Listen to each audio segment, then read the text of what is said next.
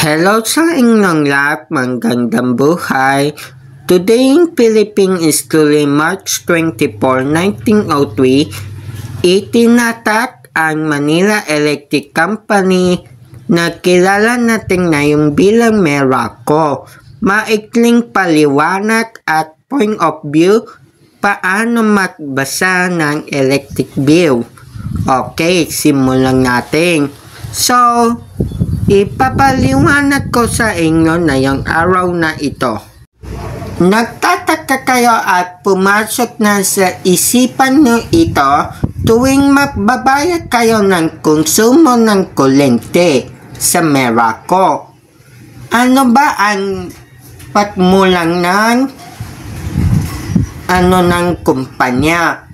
Saan ba naggaling? Anong taong itinatag? Ang dami nang sigurong naisip sa utak nyo, paano nyo bang masolusyonan kung kailan itinatag, ano ba ang kaysaysayan ng Meralco. Okay, let me explain something. Ang Marso 24, 1903 ay isang mahalagang petsa sa kaysaysayan ng Pilipinas dahil sa pagtatatak ng Manila Electric Company na kilala na yung bilang Meralco. Ang kumpanya ay itinatag upang magbigay ng serbisyo ng kuryente sa Metro Manila at kalatik na lugar. O diba? Ang pagtatatak ng Meralco ay naganap sa panahon ng pananakop ng Amerika sa Pilipinas.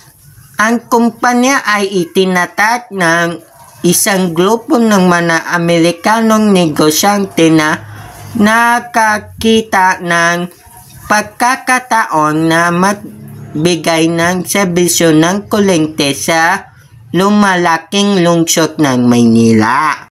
Sa mga nakalipas na taon, ang Meralco ay lumago at naging isa sa pinakamalaking kumpanya ng kuryente sa Pilipinas.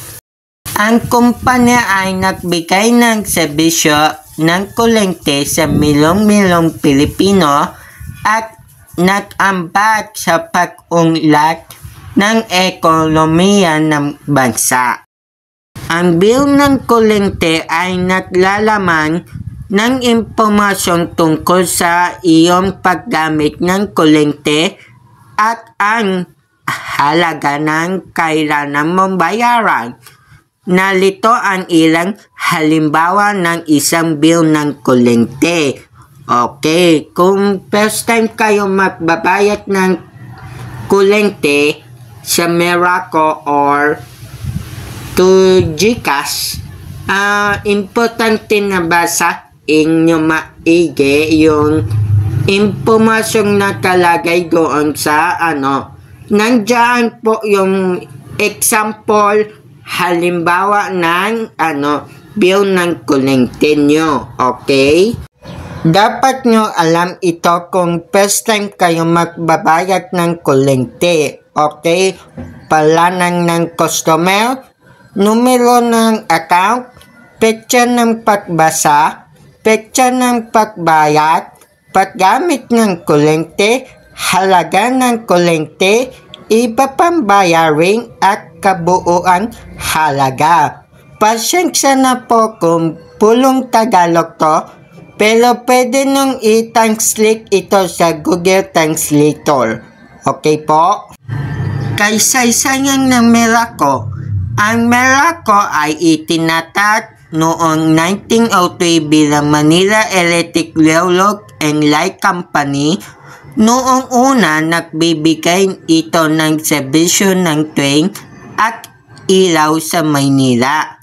Nulik noong 1990, naging paunahing negosyo nito ang pagbibigay ng kuryente. Okay po?